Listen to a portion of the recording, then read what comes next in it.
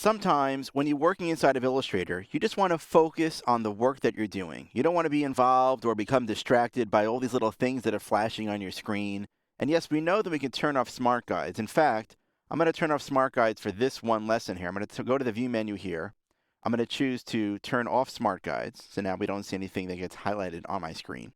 And let's focus on just this piece of artwork right here. So I'm going to click to make this artboard active, and then I'll press Command 0 so that it fills my screen. Let's say I'm working on just getting the position of all these flowers just right. I want to click on, let's say, this flower right here, and I want to move it around. It's hard for me when I'm working to actually see what my artwork is going to look like with it highlighted with all these anchor points and paths. You see, Illustrator needs some way to let me know, as a user, which path I currently have selected. So whenever you click on any artwork, for example, I'll click on the Hansel and Petal text, you can see that all the anchor points and the paths become highlighted. Same thing when I click on this artwork here or this artwork here. That's Illustrator's way of letting me know that I've selected that artwork. However, when I'm working though, and I want to continuously move this piece of artwork around, it's kind of annoying that I see that because I don't get a true visual of what my artwork is going to look like. So that's why Illustrator has a setting called Hide Edges. You can find that setting in the View menu, the keyboard shortcut, Command H. When you choose that option, Illustrator hides the highlighted paths and the anchor points. However, it's important to realize that that artwork is currently selected. In fact, if I use the arrows on my keyboard, the up and the down arrows for example, you'll see that that artwork is now moving. I can reposition that artwork to get it just where I want it to be without being distracted by the highlighted areas. This is actually great when working on detailed artwork. However, the downside is I have no way of knowing which artwork is selected.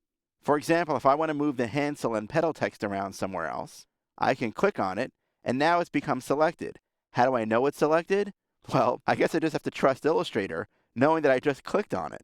I can use the arrow keys now to move that around as well.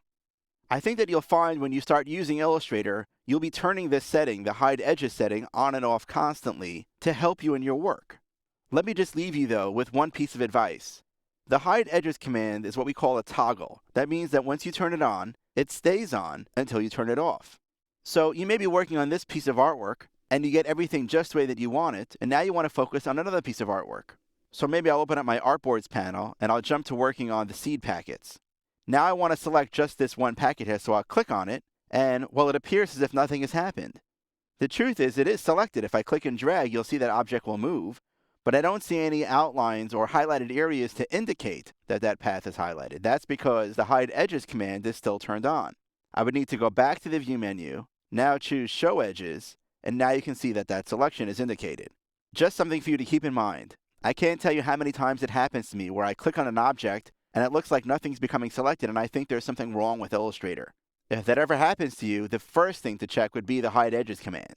Keeping that in mind, the Hide Edges command is extremely valuable and I think you'll find it useful, especially when trying to make subtle adjustments to your artwork.